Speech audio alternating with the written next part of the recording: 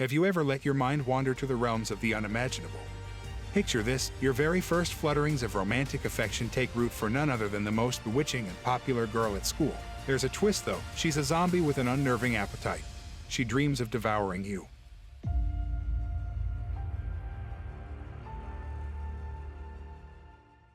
Yang, an utterly ordinary individual, inexplicably found himself transported to a different realm. The circumstances of this journey are unexplained, but please accept it as the truth. An alert from a system interface tells him that his health has been classified as super hard due to his habitual late-night lifestyle, warning him of a potential premature death. Consequently, he shifts his gaze towards the lower right corner of a mirror nearby. His inspection yields a wealth of detailed information. He learns that the mirror was fixed with an overzealous amount of force, so much so that a gentle push could potentially shatter it.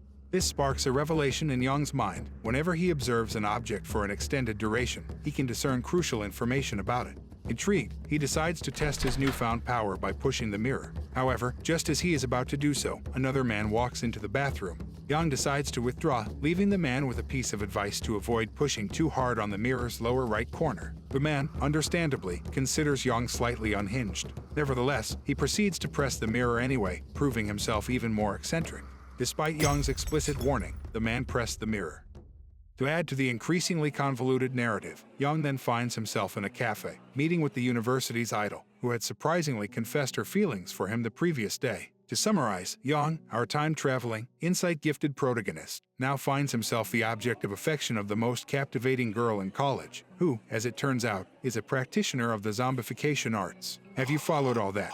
Yang studies this girl, Jang, and unearths the truth that she is a 1,000-year-old cultivator of zombies. Due to some undisclosed injuries, she is experiencing intense hunger, a craving specifically for his flesh. Abruptly, Yang sprints back to the safety of the bathroom, a move seemingly intended by the story's author to add an extra layer of complexity to an already complicated manga. Now, the internal system offers him a new option: to run a simulation. This simulation can be activated every half an hour. For each successful simulation, he receives 5 additional somethings. At the beginning of each simulation, he can select up to 3 skills or passive abilities for himself. Without any hesitation, Yang hits yes and is suddenly privy to a vision of his future. It foretells a series of events: being caught in the bathroom, having dinner with Jane, and then being ensnared into a tryst at a love hotel. In the final scene, he sees himself being devoured and killed. Not exactly an ideal night out. For Yang, the decision is obvious. He immediately contacts the police. However, Jang has come looking for him, inquiring about his prolonged absence in the bathroom. Thinking on his feet, Yang tells her that he was so entranced by his own reflection in the mirror that he ended up shattering it. Jang finds his self-obsession off-putting, almost repulsive, and she quickly ushers him back so they can finally have dinner. Yang is simply relieved to be alive. However, upon arriving at the table, things take an even more chilling turn. All the dishes are made from blood. Swiftly, Yang fabricates an excuse, claiming he's too full, and encourages her to enjoy the meal herself. Jane quirks an eyebrow at Yang's peculiar behavior, but she doesn't fuss about it. More food for her. She single-handedly devours half a dozen dishes. After leaving the restaurant, however, Jang isn't satiated. She desires more, specifically his flesh, and suggests they spend the night at a hotel. Yang abruptly remembers the ominous prediction from his system. What to do now? Jang pouts and reiterates her suggestion of heading to a hotel. As much as Yang might be tempted by the allure of a romantic escapade, his desire to remain alive is paramount. He suggests that it's too early for a hotel visit, proposing instead that they take a leisurely stroll around town. Jang has no objections and agrees, leading him into a bustling street teeming with various food vendors. What better way to wrap up dinner than with a second helping? Yang buys as much food as he can, hoping to satiate Jang's hunger and reduce the likelihood of him becoming her next meal. He continues to hand her skewer after skewer. For a moment, he forgets about the imminent threat of being devoured, and he reaches out to affectionately pat her on the head. She turns to look at him, prompting him to retract his hand quickly. I can't fathom what the author was thinking when creating this tale, but I'd like a dose of that imagination. Shortly thereafter, Yang's system alerts him that his simulation system is ready. Just in time, he closes his eyes and enters his mental sanctuary, where he receives 3 talents. So inconsequential that neither the typesetter nor we could be bothered to enumerate them. He plunges into the simulations, which predict that after an extended stroll and sharing a bicycle ride near their school, a gang of thugs will begin to harass Jane. Yang remains passive, confident in Jane's ability to defend herself. This, however, infuriates her to such an extent that she ends up killing him. Once again, not the worst conclusion to a weekend outing. Yang opens his eyes as the countdown begins. Is the tense and precarious existence that his life will be from now on. He decides to run a simulation where he possesses martial arts skills on par with Jackie Chan. This time, he finally acquires a valuable combat compatibility. Jane observes Yang lost in thought and interprets his intense concentration as him gazing at her earnestly. Yang mentions that he's been pondering how Jane can consume so much food yet remain slim. Jane takes umbrage at this, defending herself by asserting that snacking doesn't count as proper eating. Snacking and eating are two distinct activities. After all, noticing that it's getting late, Yang proposes that they should return home. However, Jane hasn't given up on the idea of a hotel visit. As much as Yang is tempted to engage in some intimate martial arts with her, the dire reminder of his predicted demise halts his desires. If Jane is adamant about not going home, then Yang resolves to give her an unforgettable night. He guides her to a secluded part of town, causing Jane to grow suspicious. She had always believed all men were alike. She decides that if he gives her a chance, she will kill him. However, when she lifts her gaze, she finds that they've arrived at an internet cafe. An irritated Jane points out that she, a stunning woman, had invited him to a love hotel, yet he prefers to engage in an online game like League of Legends. With pride, Yang ushers Jane into the cafe, which is filled with poorly rendered Unity models of computer setups. The shopkeeper lifts his head, puzzled by the presence of a couple at such a late hour. Only someone like Yang could orchestrate something so peculiar. Jane is livid, to the point of wanting to bite someone. Taking a seat, Yang asks if Jane wants to play anything. She declines, so Yang shrugs it off and launches a game of Genshin Impact, revealing much about his character. Growing impatient, Jane stands up and informs him that she's going to buy a drink. Shortly after, however, Yang hears cries emanating from a nearby alley. He rushes outside, recognizing the screams as Jane's. Grabbing a piece of wood, he rushes to Jane's side, finding her surrounded by a gang of thugs who resemble a Chinese rendition of the King of the Hill caste, intimidating as they might appear. Yang's system reassures him that they should be relatively easy to overcome. Jane is just relieved that Yang has finally stopped playing Genshin Impact. Yang inspects one of the thugs and discovers he's a drug dealer with narcotics in his pocket and 3 murders to his name. In other words, just another day in Detroit. As the thugs begin to close in, Yang realizes that they're under the control of Jane's zombification powers, a revelation that doesn't seem to make much sense. But, again, just take my word for it. Yang adopts a fighting stance, preparing to test out his newly acquired techniques. In a sequence reminiscent of a Hollywood action movie, the men charge at Yang one by one.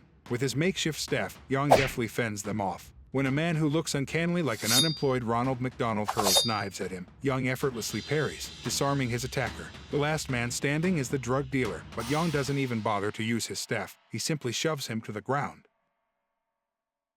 Jane excitedly rushes over to Yang, but he playfully chastises her with a tap on the head for her earlier mischief. After contacting the police, Yang is asked by Jane to show her his phone, a test of his loyalty. After teasingly keeping it out of her reach, she ends up clinging to him like a koala. The intimate physical contact leads to mutual embarrassment, and they quickly separate. Bashfully, Yang hands over his phone, allowing Jane to scrutinize it as much as she wishes. While she is preoccupied, he takes the opportunity to initiate another simulation. After acquiring some new talents, including the remarkable ability to consume an entire bowl of noodles in one go, he launches a fresh simulation. Following their altercation, he reports the incident to the authorities. One of the subdued thugs attempts to escape, but Yang quickly apprehends him again, earning the gratitude of the police for his aid in capturing a notorious drug lord. While being transported to the police station, he finds himself seated next to a female officer and Jane. When an uneven patch of road causes him to accidentally bump into the officer, Jane's jealousy flares up to the point that she kills him in the simulation. You might wonder why he stays with her. A single glance at Jane reminds him she's quite charming. As the police are due to arrive any minute, he requests his phone back from Jane. She looks at him quizzically, questioning why there are no female contacts in his phone apart from family members. He confidently asserts that he only has eyes for her, hence the absence of other women in his contacts. After some playful bickering, Yang returns to the alleyway to ensure the thugs are truly unconscious. In reality, he just wanted to ensure that Jane hadn't checked his browser history. He breathes a sigh of relief. There's no way he could explain why he was logged into a site whose homepage ominously warns, "Abandon all hope, ye who enter here." A few minutes later, the police arrive, and Jane observes that the female officer is actually a woman in her late 30s. Yang ponders why Jane would feel threatened by an older woman, but he just doesn't understand. The officer's mature age is precisely what makes her appealing. Yang provides a detailed account of the incident, which the officers corroborate by inspecting the scene and the unconscious thugs. Yang expresses his disappointment that their first date is concluding at a police station, much to Jane's chagrin. After the officers finalize the details, they express their gratitude to Yang for single-handedly dismantling a drug ring. The evidence they collected will be invaluable. A sergeant invites Yang to the station to provide an official statement. but he requests to come in the next day instead, given that he's still on a date with his girlfriend. The sergeant agrees to his request but asks for his contact details. Yang notices that Jane has managed to doze off in the brief time it took him to converse with the officers. He takes a quick snapshot of her, wakes her up, and informs her about their need to visit the police station the following day. Jane begins to rethink her original plan to devour Yang. And rightfully so, cannibalism is indeed frowned upon. For reasons known only to her, Jane decides against killing Yang. Instead, she chooses to knock him out and leave. Yang's intentions remain a mystery to her. When Yang tries to hold her hand, she asserts that she can walk perfectly fine on her own. They soon arrive at a luxurious hotel, where Yang proposes booking a VIP room so they can truly enjoy their date. Jane's eyes swirl at the prospect. However, since Yang lacks funds, he borrows from Jane, who is willing to lend him the money, albeit with the sinister intention of killing him later. As Jane is about to swipe her credit card, Yang suddenly requests 2 VIP rooms. Jane feels duped. Yang proceeds to the VIP room next to hers, wishing her a good night before closing the door. That's a true pro-gamer move indeed. Jane, feeling disgruntled, enters the room she paid for, throwing a tantrum over her thwarted plans to consume Yang. Meanwhile, Yang heaves a sigh of relief, having narrowly escaped certain death for the 3rd time that night. Jane may be attractive, but his life is dearer to him. He shuts his eyes and initiates another simulation. He gains new abilities, such as making emoticon-like facial expression and being adored by cats. The latter is arguably the most useful ability he could possess. The simulation commences. After falling asleep, Jane will enter his room, simply gaze at him, and then leave. Later, a woman knocks on his door, claiming to be from the Zombie Association, warning him that Jane is a dangerous individual who has taken dozens of lives in the past. When Yang resists, the woman believes he's under Jane's control, compelling her to restrain him. The loud noise wakes Jane from her sleep, and she confronts the woman. Yang, wanting no part in their conflict, decides to leave. However, he encounters Jane outside and meets his end. He realizes he'll need to remain in the room during their confrontation, but this doesn't address the root of the problem, Jane's intent to kill him. So he conducts more simulations and stumbles upon a fail-safe plan. If Jane wants him dead, all he needs to do is die. Of course, he isn't planning to actually die. When he sustains a lethal injury, he'll appear to die, but not truly. Having solved this conundrum, the system rewards him with an additional 5 simulation runs. A knock on the door echoes. The hall attendant brings Yang his clothes. He changes and lies down on the bed. Yang initiates a simulation. To increase his chances of success, he must run several more simulations.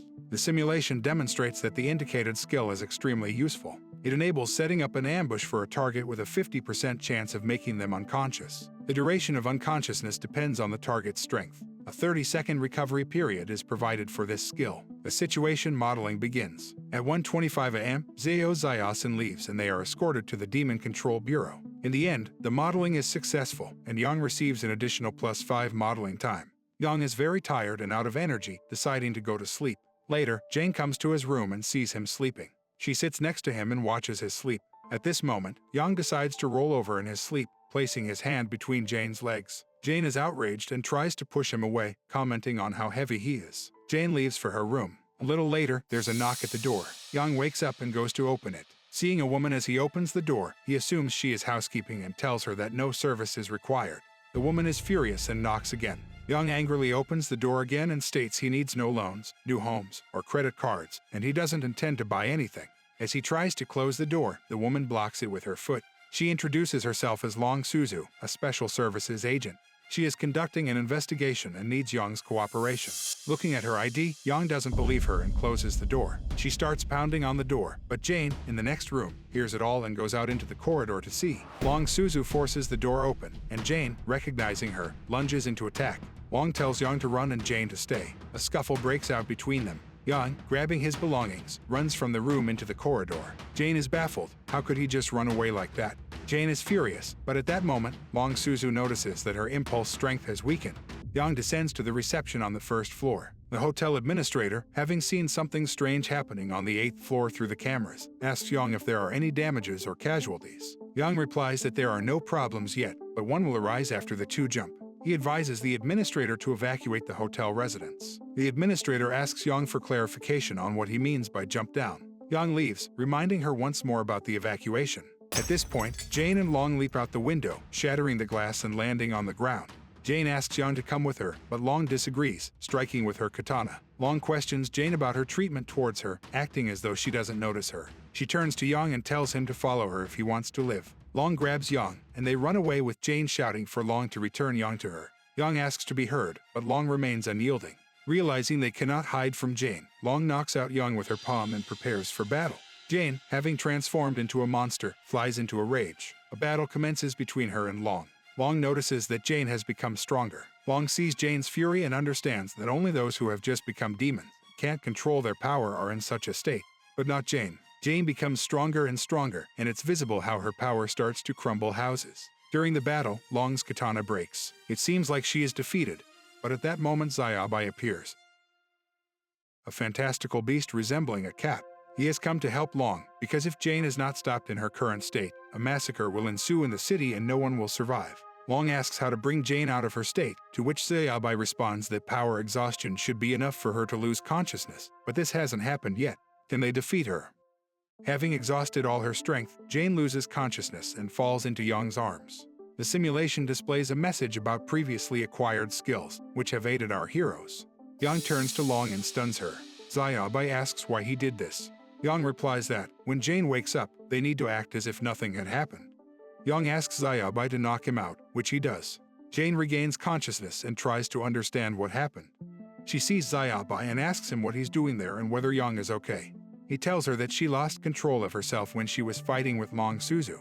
Seeing Yang unconscious, Xiaobai tells Jane that he simply overused his abilities and exhausted himself, and now he lies unconscious. Jane tries to take Yang, but Xiaobai stops her, saying that she can't. An old man sent by Xiaobai arrives and hands over his token. Jane asks him to take care of Yang, warning that if even a single hair falls from his head, she'll kill Xiaobai. After these words, Jane runs away. Yang wakes up. It turns out, he was awake the whole time and heard their conversation. Following this, he knocks himself out, instructing Xiaobai to tell Suzu everything as it happened. After some time, Suzu regains her senses and asks what happened.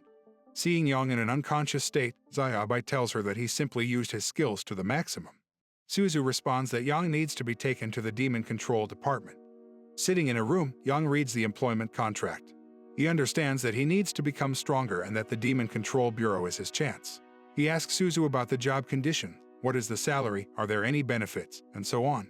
All of this begins to irritate Long, and she urges him to sign the contract. Yang signs it. After signing, Long dismisses Yang, informing him that he should attend a briefing the next day where she will explain everything in detail. She gives him a personal ID card. Long asks Xiaobai to write a report on what happened, but he refuses. Then Long responds that if he doesn't obey, she won't give him the fang-shaped amulet received from Jane. With a swift movement, Xiaobai snatches the amulet from Long, who is baffled by what just happened. Amidst all this playful chaos, Yang stands by and watches. After everything, Yang and Xiaobai, joking about Long's attire, leave. They then go to a veterinary clinic.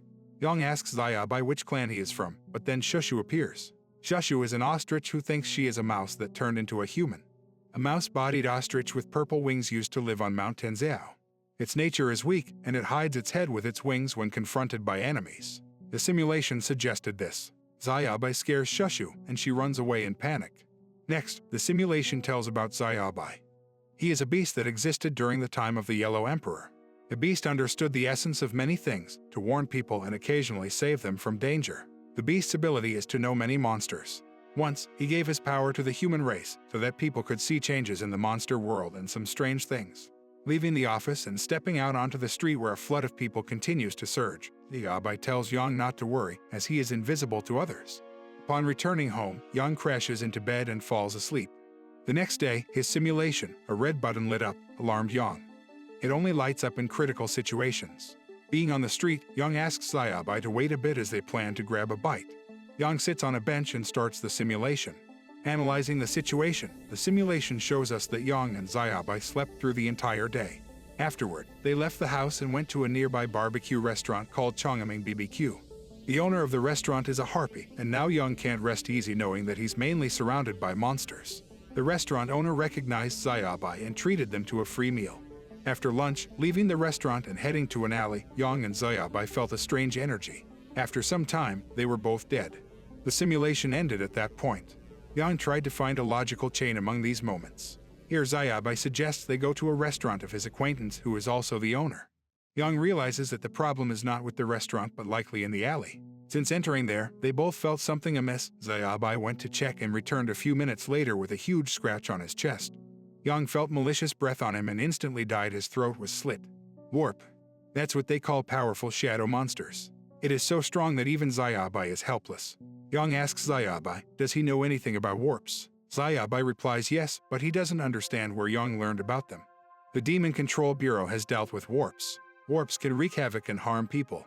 Therefore, if you encounter a warp, you either fight or run. There's only one way to defeat warps, it's anchoring. Anchoring involves continually collecting images by destroying external things by monsters. But there's a note, people must see the monster, only in this case, it will drop out of its invisible state, become tangible, and can be defeated.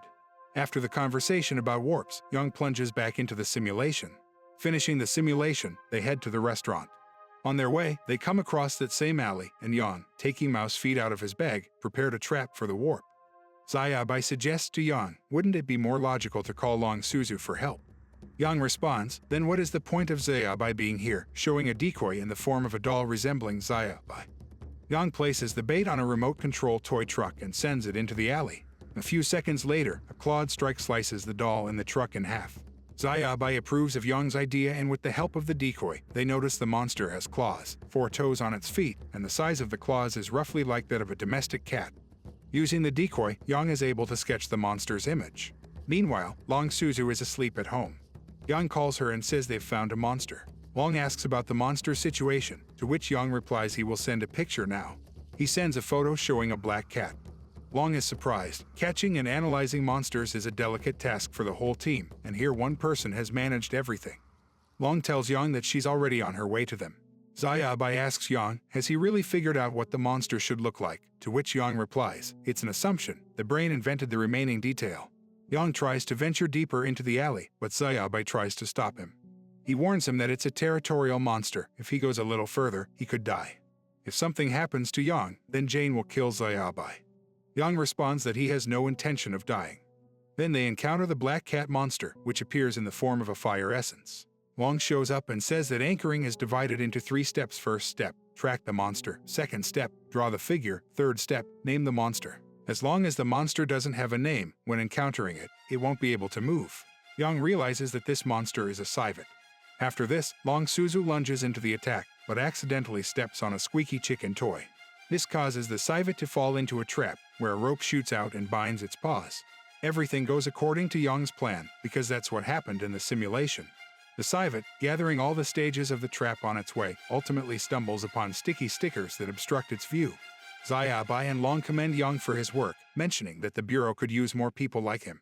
The simulation grants Yang a new skill, stalking. Zayabai warns Yang that monsters can harm with their aura, even if they're unseen. Yang carefully approaches the civet and knocks it out with a baseball bat. Holding the civet by the scruff, Yang asks what to do with it. Long replies that 2 officers from the Bureau will arrive soon with a restraining device, so they need to wait. To pass the time, Yang and Zayabai begin playing on their phone. Long's patience runs out, and dialing the number of the 2 officers, she starts yelling at them over the phone. Soon the officers, named Juju and Cowan, arrive with a magical carrier in which the civet's powers will be restrained. Juju, a rune teacher, a bit stocky, always dressed all in black, reliable in his work and a good teacher. Cowan, a magic array mage, tall and slim, likes to dress all in white, likes to joke, and struggles with hand-to-hand combat. They meet Yang. The civet is locked in a cage. The cage is special, magical, it can suppress the strength and size of the monster. It was specially manufactured at the Bureau, capable of suppressing various monsters and the cultivator's power. The cage's formation is equivalent to the captured monster, so the cage automatically adjusts to it. In the end, Yang is offered a ride to the Heiatsin Bureau base, not the largest in China, but the most powerful. The base borders the Qinling and Kunlun mountains. Everyone arrives at the base, which is composed of 5 groups in total. The first team, the most powerful mobile force. The second team, the surveillance team, responsible for tracking. The fourth team specializes in reconnaissance and escort. The fifth team, semi-logistics, in charge of base defense and production of various equipment. As you might guess, the third team is the one that our protagonist belongs to. Upon arriving at the base, Long summons Yang to the training field. The first order of business is checking speed and physical readiness on the treadmill. When it comes to physical conditioning, Yang has an advantage. His skills are better than most people's. The next tests are the spirit strength test and the special skills test. There's specific equipment for the spirit strength test. but as it will be exhausting, it's better to save it for last. The skills check test, a combat sparring with Long Suzu. Yang chooses sparring. Xiaobai, Zhu, and Cao observe all this. Xiaobai comments that Yang's skills are good and he stands a chance to defeat Suzu. Since most combat actions occur in jungles, cities, and remote areas, combat training also takes place in a simulated environment. Long Suzu offers him to choose a weapon, Yang chooses a sword. When the sparring begins, Yang devises a diversionary maneuver. He runs off the arena and finding bricks, starts throwing them at Long. As she begins to fend off, Yang makes a lunge. Suzu is disoriented and doesn't see what's happening. A brick hits her in the face. Yang somehow found a can of sprats and also tries to distract Suzu. Attacking her, Suzu lunges and knocks out Yang with a kick. The test is over. Suzu asks Mumu to take Yang to the spirit strength test. Yang meets Mumu, a rat demon who can control plants. She leads Yang to the test, meanwhile saying that he did well and is the first to make such an impression on the other team members. She asks Yang to teach her a few moves, so she can be just as strong. Long Suzu attaches an electric chair tag under the guise of undergoing the test. Mumu binds Yang's hands to ensure that he doesn't twitch during the test, as the testing might induce hallucination, and his hands will be restrained. Yang inquires if there is a need for psychological preparation for this test. They explain that hallucinations can be related to the personality that you interpret in your own mind.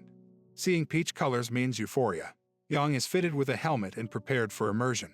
Mumu says that if he feels a bit nauseous, it's normal since the tool will be acting on his spiritual state. Yang submerges and finds himself in another reality. Here he meets his father and mother, and Jane in a wedding dress. There's a disbalance. Errors appear in the simulation system. The simulation depicts Yang and Jane's wedding, where both are happy. Next, we see Jane pregnant, and they're enjoying family life. They have a child. Then, the simulation becomes darker, an apocalypse ensues where people are turned into zombies, and at that moment, Yang is stabbed from behind and he dies. After, a door opens where Jane and his child welcome him.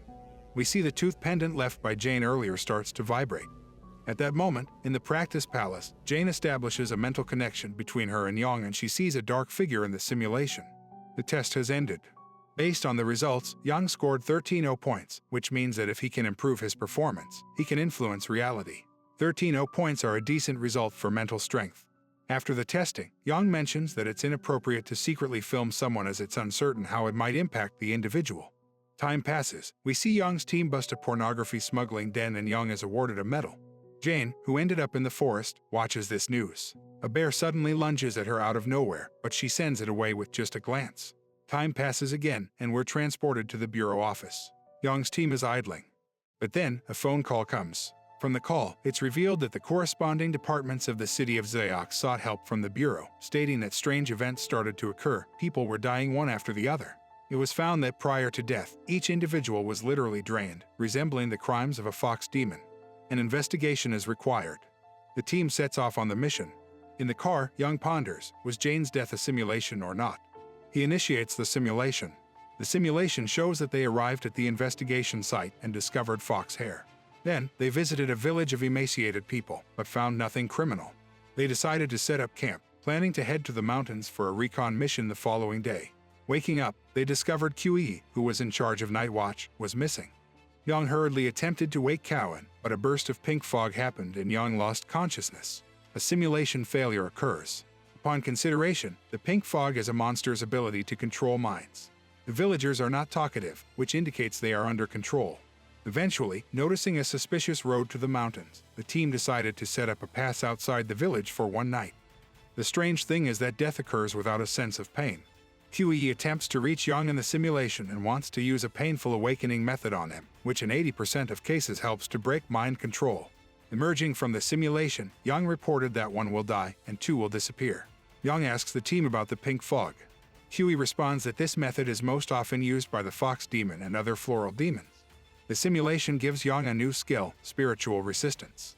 This means a significant increase in resistance to illusions and mental manipulations. Further, the simulation showed the continuation of the story. Catching up with the enemy, Yang, QE and Cao chased after him. They ran until they came across a castle. Upon entering, they found themselves in a magic form trap, which turned them into living corpses.